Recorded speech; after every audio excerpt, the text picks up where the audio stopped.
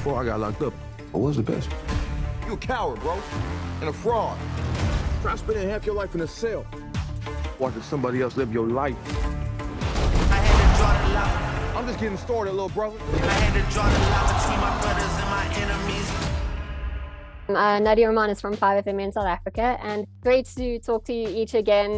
Michael, congratulations on directing your first feature film. What was it like being behind the camera on this film franchise that you know so well, and also directing yourself? It was awesome, you know.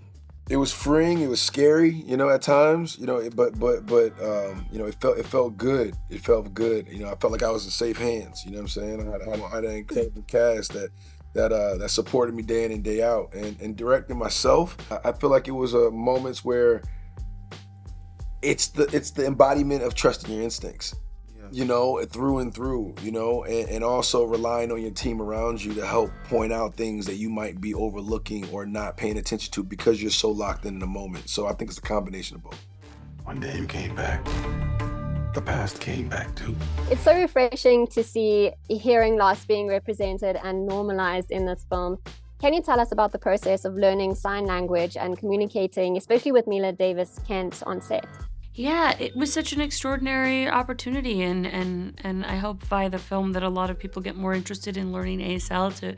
It's a beautiful language, and interestingly, I think obviously there are regional differences, but it's a language that if you were to speak fluently, you could communicate in some way with folks all across the world. So it's such a global thing, sign language. And Mila is extraordinary in the film, and also is just an incredible human, and her whole family was on set with us a lot.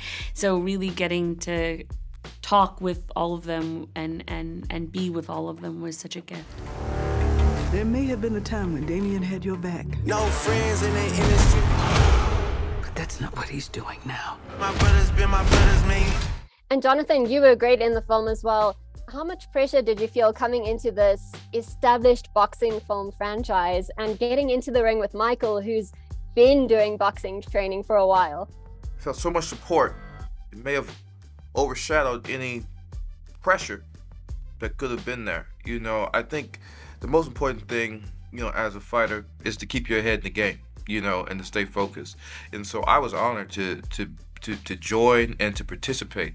And yeah, the stakes were high, and that wasn't lost on me, you know, and I was excited to be there. But I understood the best way to win is to stay present in the moment, you know. And if to buckle under the pressure, we wouldn't have gotten the film, and I wouldn't have been able to support my director or my castmates or the scene properly. So yeah, a little bit of pressure, but more support and more a joy to participate. Don't let him destroy everything you've built. Everything we've built. And I love the direction that the film took with Amara wanting to learn more about boxing. What does having that female narrative mean to you? I mean, it means everything to me in the sense that I think I know what early representation feels like when you can see, you know, someone like you on screen, or even someone that doesn't look like you, but someone whose interiority you understand, someone whose humanity you understand. And I think I can't imagine what it'll be like for little girls and little boys and little folks that don't know that they're either to watch Mila on screen, you know. I imagine it'll mean a lot to them, and even more so if those folks happen to also be inside of the community that she's inside of. So I think, you know, it means the world. I know what you're doing, Donnie. You don't owe this dude nothing. And Michael, the film tackles issues of toxic masculinity and what happens when you don't necessarily work through your past trauma. Why was that important for you to highlight? Oh, because I've struggled with it before, you know, and I need to, you know, sometimes, you know, us actors, you know, we work through our, you know, our issues, you know, through characters and through, you know, through our work, and it was really important because I think a lot of other people suffer with that too.